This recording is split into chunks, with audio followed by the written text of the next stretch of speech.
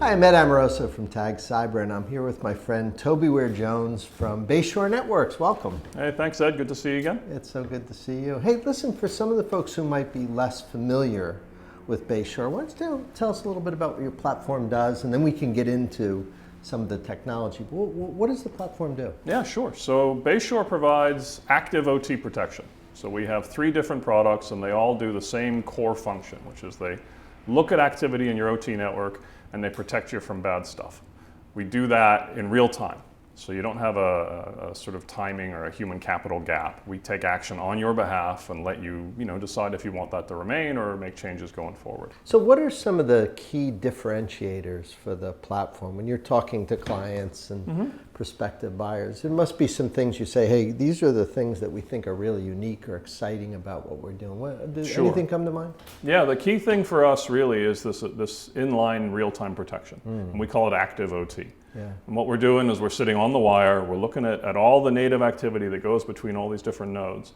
And if we see things that are problematic, and there's a whole range of reasons why it might be, we're going to block it. We're going to say, no, this instruction can't go to that controller because it's going to cause the controller to do something that the customer doesn't want. It may be a malicious reason that the instruction was there, or it may be accidental, but in the moment, what's important is the instruction doesn't succeed.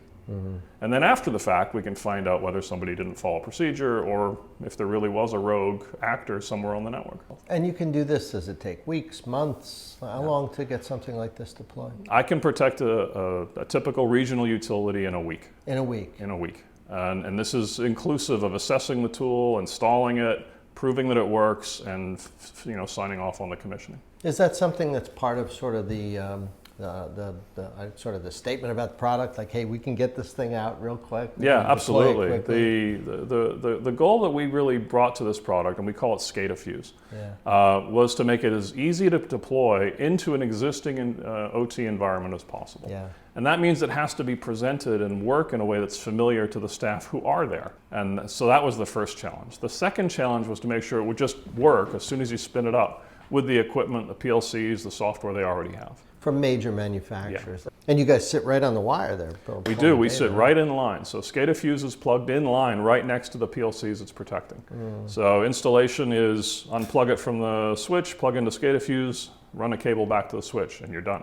How does somebody know that once they've deployed SCADAfuse, is there like some success criteria that comes to mind in terms, like are they just trying to get visibility, or is there a clear purpose for putting the thing in place? The goal is to protect the equipment from takeover. Yeah. And that's priority number one. And so you can demonstrate that, I guess. We can demonstrate it. So there are simple ways to demonstrate it. Once we've learned what the normal patterns are, the normal relationships on that network, we present those back to the customer. And the customer will say, yeah, okay, these are the IP addresses for my workstations or my historian or whatever I have. And these are the IP addresses for the PLCs I'm protecting. And so that's fine. I know those relationships are meant to be there, and I know that this is meant to be a read, this is meant to be a read-write, this is meant to be a full access read-write reconfigure, whatever it might be. So the first test is to say, okay, I'm going to plug in my laptop into this open port on the switch, and I'm going to try and connect to that PLC. And I can't, because SCADAfuse is going to block me, because I'm a rogue source. I'm not meant to be there. The other test is let's say I've got a relationship where I'm pushing messages back to a historian.